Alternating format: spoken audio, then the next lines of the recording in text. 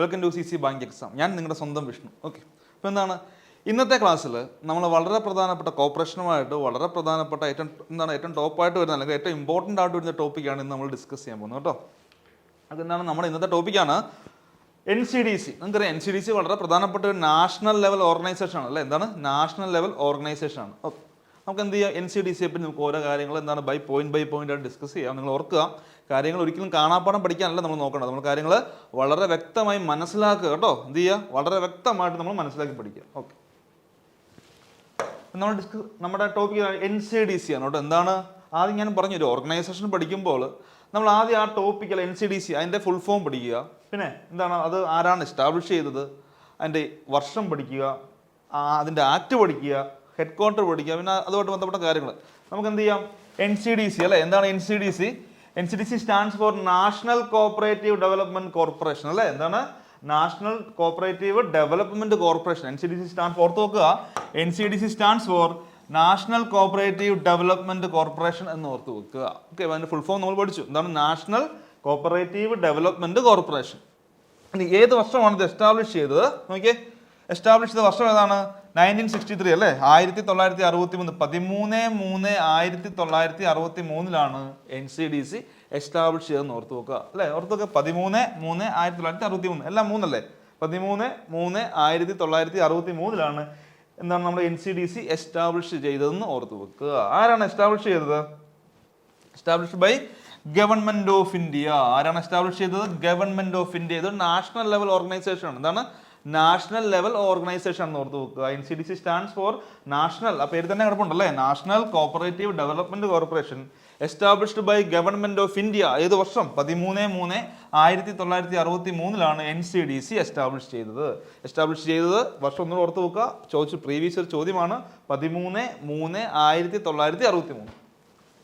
എന്താണ് ഈ NCDC പ്രവർത്തിക്കുന്നത്? NCDC ആക്ട് പ്രകാരമാണ് കേട്ടോ. എന്താണ് NCDC പ്രവർത്തിക്കുന്നത്? NCDC ആക്ട് പ്രകാരമാണ്. ഓട്ടോമാറ്റിക്കലി ഓർത്ത് നോക്കുക, എന്താണ് NCDC ആക്ട് വന്നത്? NCDC act passed in the year 1962. NCDC വരുന്നതിന് എന്താണ് ഒരു വർഷം തൊട്ട് മുമ്പായിട്ട് എന്നല്ലേ? NCDC ആക്ട് പാസ്ഡ് ഇൻ 1962 എന്ന് ഓർത്ത് വെക്കുക. ഓക്കെ, നമ്മളെപ്പോഴും പറയാറുണ്ട് നാഷണൽ ലെവൽ ഓർഗനൈസേഷൻ്റെ ഒക്കെ ഒരു ഹെഡ് ക്വാർട്ടർ 90% 90% നാഷണൽ ലെവൽ ഓർഗനൈസേഷൻ്റെ ഒക്കെ ഹെഡ് ക്വാർട്ടേഴ്സ് വരിക എവിടെയാണ്? ന്യൂഡൽഹിയിലാണ് അല്ലേ?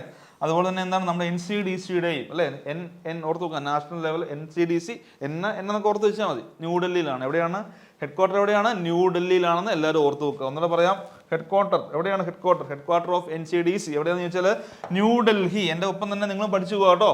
ഞാൻ പറയുന്ന കൂടെ തന്നെ, ഞാൻ റിപ്പീറ്റ് ചെയ്യുന്ന കൂടെ തന്നെ നിങ്ങളും റിപ്പീറ്റ് ചെയ്യുക. ഓക്കെ, ഇനി നമുക്ക് എന്താണ് NCDC എന്ന് പറഞ്ഞാൽ? എന്താണ്? It is A statutory corporation under the ministry of corporation അല്ലേ? നേരത്തെ ഇത് അഗ്രികൾച്ചർ അല്ലേ? അത് മിനിസ്ട്രി ഓഫ് അഗ്രികൾച്ചറിന്റെ കീഴിലായിരുന്നു. ഇപ്പോൾ എവിടെയാണ് വർക്ക് ചെയ്യുന്നത്? It's A statutory corporation under the ministry of corporation. ഓർത്ത് നോക്കുക കേട്ടോ. ഇപ്പോൾ ഇതൊരു സ്റ്റാറ്റ്യൂട്ടറി കോർപ്പറേഷൻ ആണ്, നിയമം വഴി സ്ഥാപിതമായ സ്റ്റാറ്റ്യൂട്ടറി കോർപ്പറേഷൻ ആണ്. Under the ministry of corporation. ഇത് മിനിസ്ട്രിയുടെ നമ്മുടെ കോർപ്പറേറ്റീവ് മിനിസ്ട്രിയുടെ കീഴിലാണ് വർക്ക് ചെയ്യുന്നത് ഓർത്ത് നോക്കുക. പിന്നെ പറയുന്നുണ്ട് it established during third 5-year plan അല്ലേ?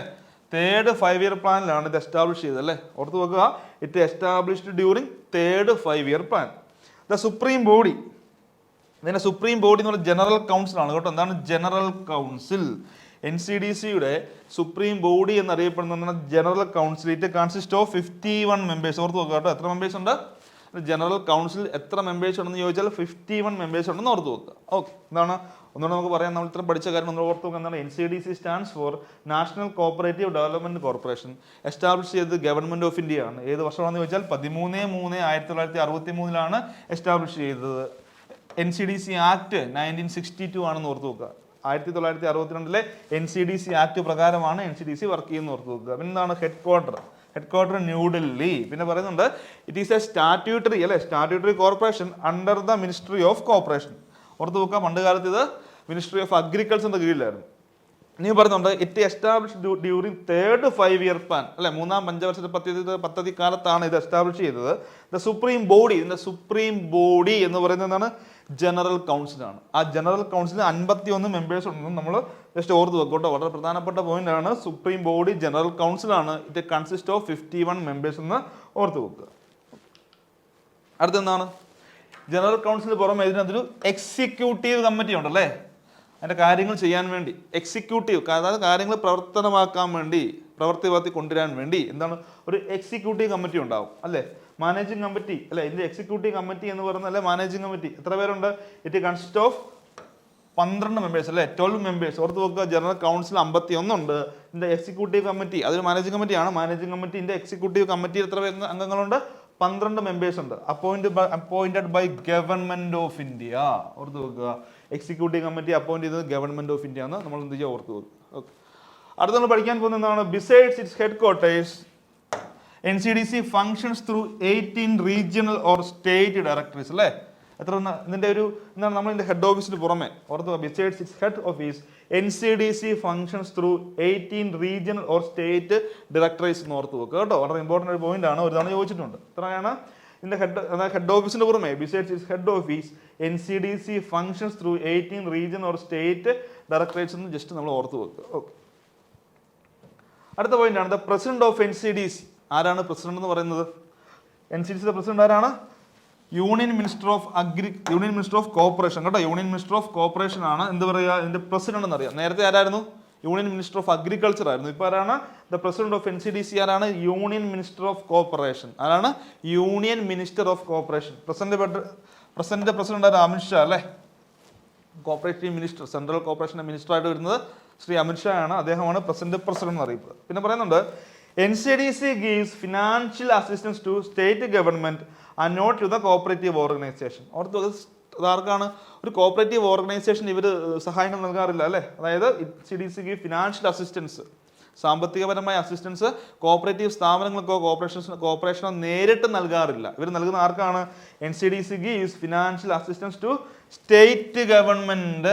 ഓർത്ത് വെക്കേണ്ട പോയിന്റ് ആണ് കേട്ടോ. ആർക്കാണ് കൊടുക്കുന്നത് ചോദിച്ചാൽ സ്റ്റേറ്റ് ഗവൺമെന്റിനാണ് NCDC ഫിനാൻഷ്യൽ അസിസ്റ്റൻസ് പ്രൊവൈഡ് ചെയ്യുക എന്ന് ഓർത്ത് വെക്കുക. NCDC gives financial assistance to state government and not to the cooperative organization. ഇത് വളരെ പ്രധാനപ്പെട്ട പോയിന്റാണ്. കാരണം നമ്മൾ ഓർക്കും NCDC ഒരു കോപ്പറേറ്റീവ് എന്താണ് കോർപ്പറേഷൻസിന് അല്ലെങ്കിൽ നമ്മുടെ കോപ്പറേറ്റീവ്സിന് സ്ട്രേറ്റ് ഒരു ഫിനാൻഷ്യൽ അസിസ്റ്റൻസ് കൊടുക്കുമോ എന്നുള്ള ഓർക്കാറുണ്ട്. ഒരിക്കലും ഇല്ല.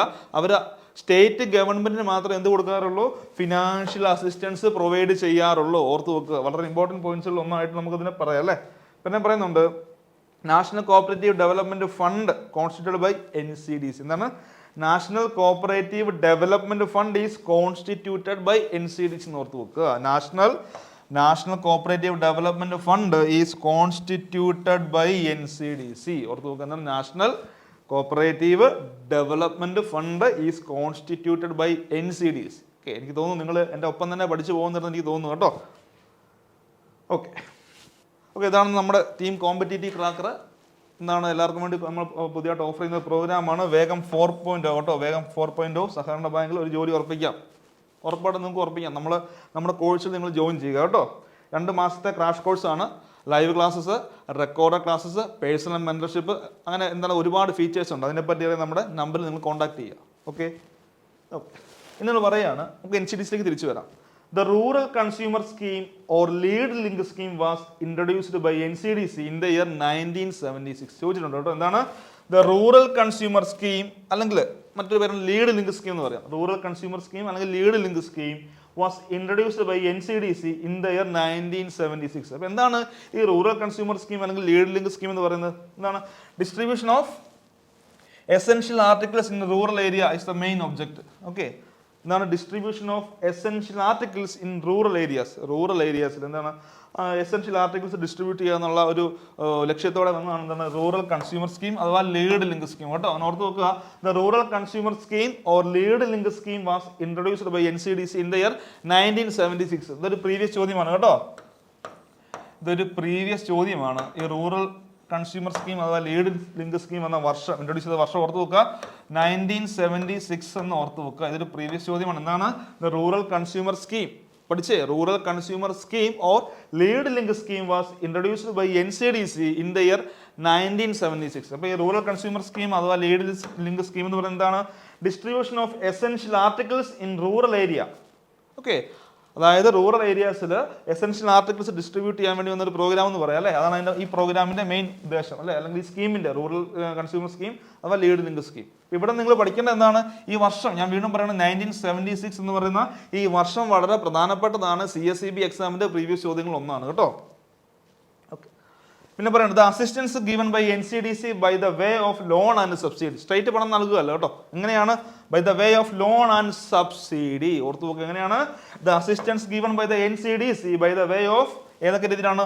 ലോൺ ആയിട്ടും അതുപോലെ സബ്സിഡി ആയിട്ടും എന്താണ് ഇവിടെ ഈ ഫിനാൻഷ്യൽ അസിസ്റ്റൻസ് NCDC പ്രൊവൈഡ് ചെയ്യുക. ഓർത്തു നോക്കുക, എങ്ങനെയാണ്? ലോൺ ആയിട്ടും പിന്നെ സബ്സിഡി ആയിട്ടും. The assistance given by the NCDC by the way of loan and financial assistance എന്ന് ഓർത്തു വെക്കുക.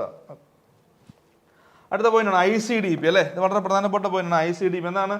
Integrated cooperative development project was implemented by NCDC in the year 1985-86. അതായത് ആ ഒരു സാമ്പത്തിക വർഷം അല്ലെങ്കിൽ ആ ഒരു കാലഘട്ടത്തിൽ 85-86 ആ ഒരു സാമ്പത്തിക വർഷം ഓർത്ത് വെച്ചാൽ മതി. എന്താണ്?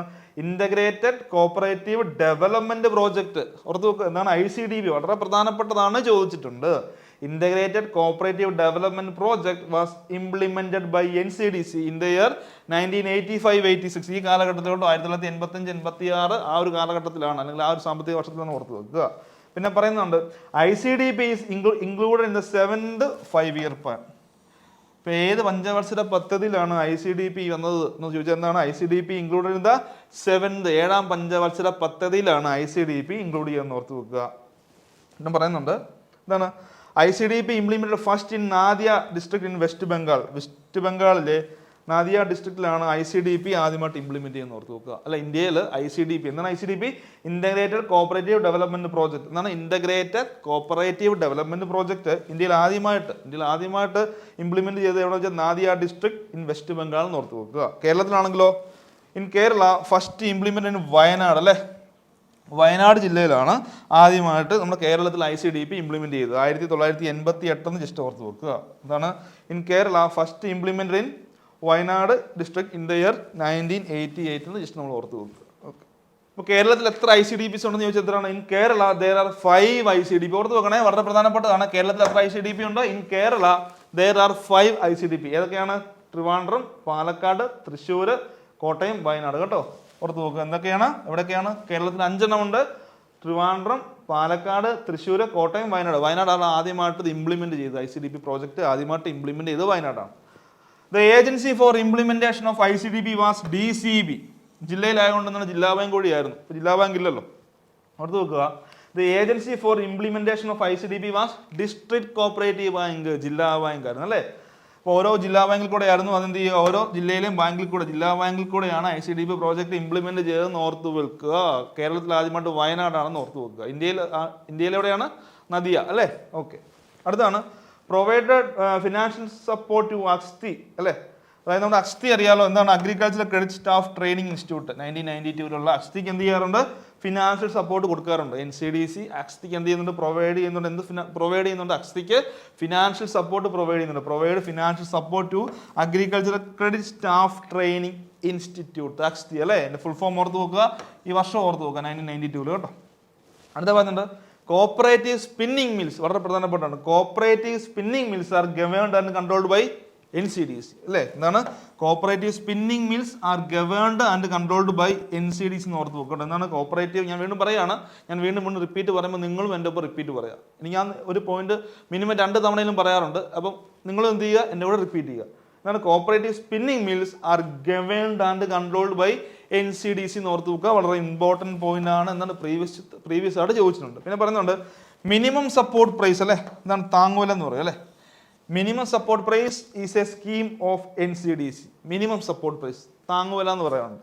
Minimum support price is a scheme of NCDC എന്ന് ഓർത്ത് നോക്കുക. ചോദിച്ചിട്ടുണ്ട്. ഇതൊരു പ്രീവിയസ് ചോദ്യമാണ്. അടുത്ത പറയുന്നുണ്ട് the chief executive of NCDC is managing director അല്ലേ. ആരായിരിക്കും അതിൻ്റെ ചീഫ് എക്സിക്യൂട്ടീവ്? സെക്രട്ടറി ആ പൊസിഷൻ അല്ലേ. ചീഫ് എക്സിക്യൂട്ടീവ് ആരാണ്? The chief executive of NCDC is managing director അല്ലേ. നമ്മൾ പറയാറുണ്ട് ഓരോ സൊസൈറ്റിയിലേക്ക് എന്താണ് ചീഫ് എക്സിക്യൂട്ടീവിൻ്റെ പദവി വ്യത്യാസമായിരിക്കാം. ഒരു സർവീസ് കോപ്പറേറ്റീവ് ബാങ്കാണെങ്കിൽ അവിടുത്തെ ചീഫ് എക്സിക്യൂട്ടീവ് സെക്രട്ടറി ആയിരിക്കും അല്ലേ. ഓർത്ത് നോക്കുക. ഇവിടെ പറയും NCDCയുടെ ചീഫ് എക്സിക്യൂട്ടീവ് എന്ന് പറയുന്നത് MD ആയിരിക്കാം, മാനേജിംഗ് ഡയറക്ടർ ആയിരിക്കും. അദ്ദേഹത്തിൻ്റെ ക്വാളിഫിക്കേഷൻ എന്താണ്? അദ്ദേഹം ഒരു IAS ഓഫീസർ ആയിരിക്കും അല്ലേ, IAS ഓഫീസർ ആയിരിക്കും അല്ലേ. Chief executive NCDC is managing director, IAS appointed by government of India. അപ്പോൾ ഗവൺമെന്റ് ഓഫ് ഇന്ത്യ അപ്പോയിന്റ് ചെയ്യുന്ന ഒരു IAS കേട്ടുള്ള ഉദ്യോഗസ്ഥനായിരിക്കും NCDCയുടെ ചീഫ് എക്സിക്യൂട്ടീവ് എന്ന് ഓർത്ത് വെക്കുക. പിന്നെ topic training centre is related to NCDC. ഒരു തവണ ചോദിച്ചിട്ടുണ്ട്, topic training centre is related to NCDC എന്ന് ഓർത്ത് വെക്കുക. എന്താണ് ടോപ്പിക് ട്രെയിനിങ് സെന്റർ? അത്രയും പഠിച്ചാൽ മതി. കാരണം ഇതിൻ്റെ എന്താണ് ഫുള്ളായിട്ട് ഒരുപാട് കാര്യങ്ങളുണ്ട്, അതൊന്നും നമ്മൾ പഠിക്കേണ്ട കാര്യമില്ല, നമ്മൾ കാട് കയറി പഠിക്കേണ്ട ആവശ്യമില്ല. പരീക്ഷയ്ക്ക് എന്താണ് പരീക്ഷയുടെ ഒരു രീതിയിൽ അല്ലേ, ഒരു CSEB ആസ്പിറൻ്റ് അറിയേണ്ട രീതിയിലുള്ള കാര്യങ്ങൾ മാത്രം നമ്മൾ പഠിച്ചാൽ മതി. പഠിക്കാനുള്ള ഒരുപാട് പോയിന്റ്സ് ഉണ്ട്, അതിൻ്റെ ഒന്നും ആവശ്യമില്ല. എക്സാം പോയിന്റ് ഓഫ് വ്യൂവിൽ നമ്മൾ പഠിക്കുക. നമ്മുടെ എന്ന ലക്ഷ്യം എന്താണ്? ഇതിൽ മാസ്റ്റർ ആകുന്നുള്ളതല്ല. ഇപ്പോൾ NCDC എന്ന് പറഞ്ഞ ആ ടോപ്പിക്കിലെ മാസ്റ്റർ ആകണം എന്നുള്ളതല്ല നമ്മുടെ ലക്ഷ്യം. നമുക്ക് എങ്ങനെ എക്സാം ഒന്ന് കടന്നു കൂടണം. ഇപ്പോൾ എക്സാം പോയിന്റ് ഓഫ് വ്യൂവിൽ പഠിക്കുക. എക്സാം പോയിന്റ് ഓഫ് വ്യൂ പഠിക്കുമ്പോൾ തന്നെ എന്താണ് കാര്യങ്ങളും മനസ്സിലാക്കി പഠിക്കണം. അത് ഓർക്കുക കേട്ടോ. എക്സാം പോയിന്റ് ഓഫ് വ്യൂവിൽ പഠിക്കുമ്പോൾ കാര്യങ്ങൾ വളരെ വിശദമായിട്ട് മനസ്സിലാക്കി പഠിക്കണം. ഇപ്പോൾ ചീഫ് എക്സിക്യൂട്ടീവ് ഓഫ് NCDC എന്ന് പറയുന്നത് MD മാനേജിംഗ് ഡയറക്ടറാണ്. അദ്ദേഹം ഒരു IAS കേഡർ ഉദ്യോഗസ്ഥനായിരിക്കും. അപ്പോയിന്റ് ചെയ്യുന്ന ആരാണ്? ഗവൺമെന്റ് ഓഫ് ഇന്ത്യ ആണ്. പിന്നെ പറയുന്നുണ്ട് topic training centre is related to NCDC. ഇനി NCDC act was first amended in the year 1975, again amended in the year 2002. ഇപ്പം NCDC ആക്ട് അല്ലേ, NCDC ആക്ട് നിങ്ങൾ പറഞ്ഞു. ഈ NCDC ആക്ട് 2 തവണ എന്ത് ചെയ്തിട്ടുണ്ട്? അമെൻഡ് ചെയ്തിട്ടുണ്ട്. ഏതൊക്കെ വർഷങ്ങളിൽ? ഒന്ന് 1975, പിന്നെ ഒന്ന് 1975, പിന്നീട് അമെൻഡ് ചെയ്തതാണ് 2002. ഓക്കെ, വളരെ ഇമ്പോർട്ടൻറ്റ് പോയിന്റ്സിൽ ഒന്നാണ്, ഓർത്ത് വെക്കുക. NCDC ആക്ട് 2 തവണ അമെൻഡ് ചെയ്തു. First amended in the year 1975 and again amended in the year 2002 എന്ന് ഓർത്ത് വെക്കുക. ഓക്കെ, വളരെ പ്രധാനപ്പെട്ട 2 അമെൻമെന്റ്സ് ആയിരുന്നു NCDCയുടെ. ഓക്കെ, ഇപ്പം ഇത്തരം കാര്യങ്ങളാണ് നമ്മൾ NCDCയുമായിട്ട് ബന്ധപ്പെട്ട് ഡിസ്കസ് ചെയ്തത്. ഞാൻ വീണ്ടും പറയുകയാണ്, കാര്യങ്ങൾ നമ്മൾ മനസ്സിലാക്കി പഠിക്കുക. ഒരു കാരണവശാലും കാണാപ്പാഠം പഠിക്കല്ലേ, എക്സാം പോയിന്റ് ഓഫ് വ്യൂവിലും പഠിക്കുക. ഓക്കെ, അപ്പോൾ എന്ത് ചെയ്യുക? ഇത്തരം പറഞ്ഞുകൊണ്ട് നമുക്ക് അടുത്ത ക്ലാസ്സിൽ അല്ല, ഇന്നത്തെ ക്ലാസ് കഴിഞ്ഞു, അടുത്ത ക്ലാസ്സിൽ പുതിയൊരു വീഡിയോയിൽ പുതിയൊരു ടോപ്പിക്കോട്ട് കാണാം. Okay, thank you.